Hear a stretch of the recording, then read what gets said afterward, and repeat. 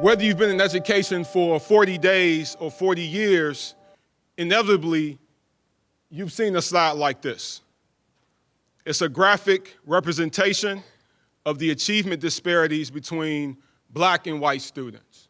Depending on the diversity of the district, Latino and Asian students might also be included. This is the so-called achievement gap. In my 20 years of education, the achievement gap has dominated conversations in educational conferences, boardrooms, and conversations amongst teachers. But despite all the promises and calls for reform, so little change has happened. I want to call out a few issues that plague our educational system. One is colorblind racism. When we stand in front of our African American and Latino students and we say we don't see color, we're perpetuating a problem.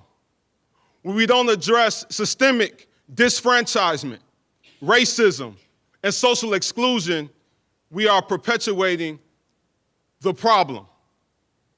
Until we address these issues, the achievement gap will continue to persist.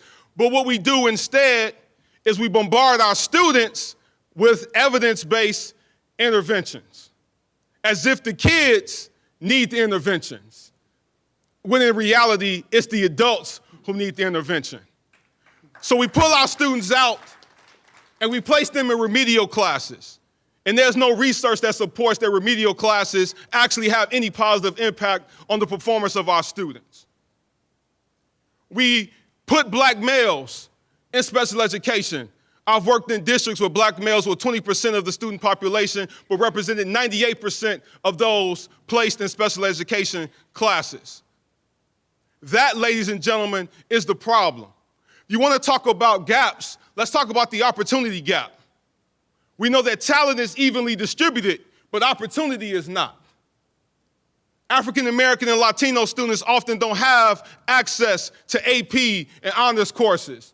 They don't have access to the extracurricular activities that round out the academic experience. If we're serious about addressing the achievement gap,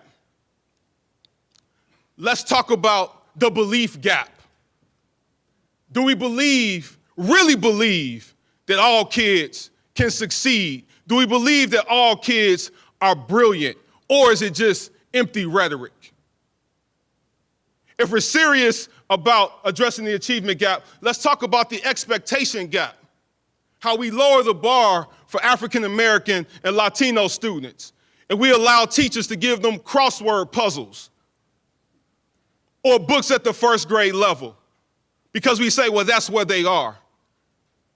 But when students are high achieving, we say they're not ready for advanced placement courses. They're not ready for honors courses.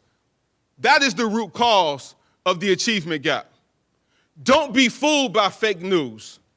If we're serious about making sure that all of our students, regardless of level of parental involvement, regardless of level of poverty, if we're serious about all students succeeding, then don't be fooled by fake news.